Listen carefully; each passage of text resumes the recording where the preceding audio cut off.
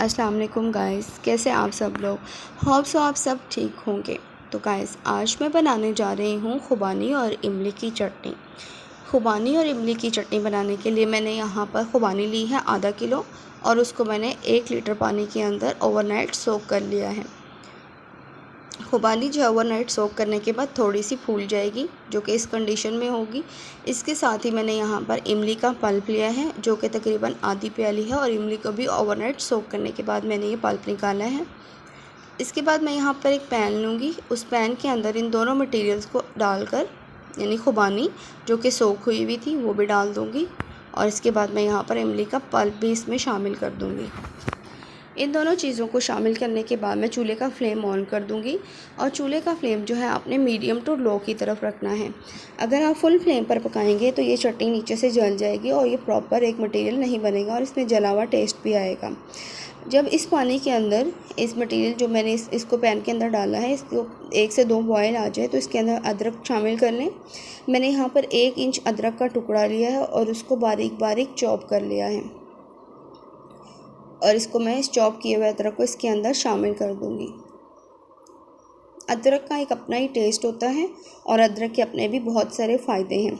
तो अदरक को चटनी में डालने से चटनी का टेस्ट जो है वो दुबारा हो जाता है। कुछ लोग इसके अंदर लहसुन का इस्तेमाल भी करते हैं, लेकिन मैं यहाँ पर लहसुन का इस्तेमाल नहीं करूँगी, क्योंकि लहसुन का टेस्ट जो है आमतौर पर चटनियों में इतना अच्छा नहीं होता।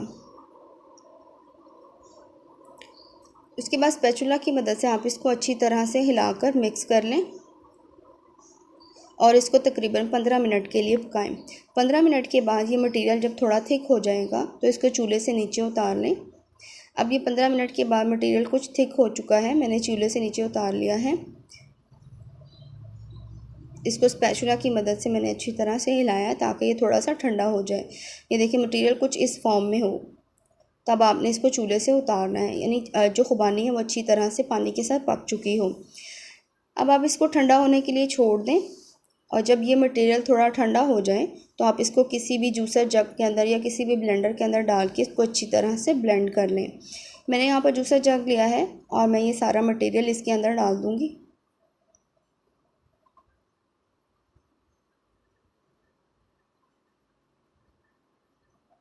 और मेरा ये जो मटेरियल है वो हल्का सा भी नीम गर्म था। ये मेरा पेस्ट बन के रेडी हो चुका है। मैंने उसी पैन को दोबारा लिया है, इसको अच्छी तरह से वॉश कर लिया है, और उसके बाद मैं ये मटेरियल सारा इसके अंदर डाल दूँगी।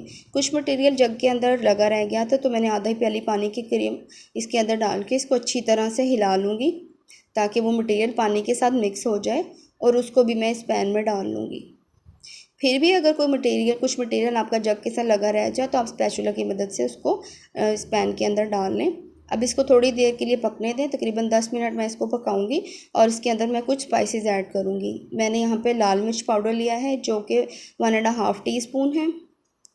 नमक लिया है जो कि तकरीबन 1 टेबल स्पून से थोड़ा कम है। आप हस्ब ज़रूरत जितना भी नमक इस्तेमाल करते हैं डाल सकते हैं। और यहाँ पे मैंने काली मिर्च लिया है जो कि 1.5 टीस्पून है। और इसके बाद मैं इसमें शामिल कर दूंगी चीनी, जो कि 1 कप के बराबर है। अगर आप चीनी कम डालना चाहते हैं तो आधा कप चीनी डालें, और अगर आप ज़्यादा चीनी की शौकीन हैं, यानी आपको ज़्यादा मीठी चटनी चाहिए, तो 1.5 कप चीनी आप इसमें शामिल कर दें। अब इस मटेरियल को थोड़ी देर पकने दें, तकरीबन 10 मिनट के लिए हम इसको पकाएंगे, और जब ये थोड़ी सी थिक हो जाए तो इसके अंदर हम शामिल कर देंगे सिरका आधी प्याली के करीब। सिरका जो है यहाँ पर ऑप्शनल है, अगर आप सिरका ऐड नहीं करना चाहते तो आप सिरका ऐड ना करें। मैंने यहाँ पर सिरका जो है वो खटास के लिए ऐड किया, ताकि जो चटनी है वो बिल्कुल मीठी ना हो, थोड़ी सी खट्टी भी हो।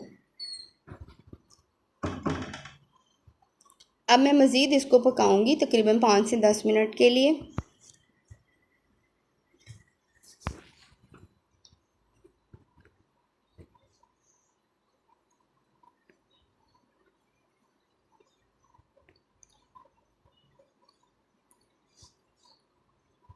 सिरका अच्छी तरह से मिक्स हो चुका है। मैंने स्पैचुला की मदद से सिरके को अच्छी तरह से मिक्स कर लिया है।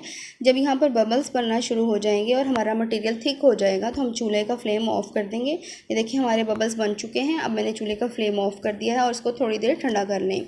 साथ ही मैंने यहाँ पर एक बॉल लिया है और एक शीशे का जार लिया है। आपके पास कोई भी कंटेनर या शीशे का जार या कुछ भी जो आपके पास एक्स्ट्रा हो या फ्री हो घर में, आप उसका इस्तेमाल कर सकते हैं। मेरे पास यहाँ पर एक जार था जो कि फ्री था, मैंने उसका इस्तेमाल किया और यहाँ पर मैंने एक बॉल का इस्तेमाल किया। अब ये मटेरियल मेरा थोड़ा सा अभी गर्म है, लेकिन फिर भी मैंने इसको अभी बॉल के अंदर जो है वो डाल लिया है ताकि मैं आपको दिखा सकूँ, और साथ ही मैंने इस कंटेनर को फिल कर लिया है। आप भी इस तरह से ये चटनी बनाएं। आप इस चटनी को समोसे, पकोड़े, फ्रूट चाट, दही बड़ों के साथ एंजॉय कर सकते हैं। ये चटनी बहुत ही मज़ेदार होती है और ये हाजमे के लिए और पेट के लिए भी बहुत अच्छी होती है। आप भी इसी तरह से ये चटनी घर में बनाएं और फ्रेंड्स एंड फैमिली के साथ एंजॉय करें। ओके गाइस, अगर आपको मेरी वीडियो अच्छी लगी हो तो मेरी वीडियो को लाइक करना ना भूलें, मेरी वीडियो को फ्रेंड्स एंड फैमिली के साथ शेयर करें, मेरे चैनल को सब्सक्राइब करें और साथ ही साथ गाइस बेल आइकन को प्रेस करना ना भूलें और वेट करें आप नेक्स्ट वीडियो का। ओके गाइस, अल्लाह हाफिज़, bye bye, see you next.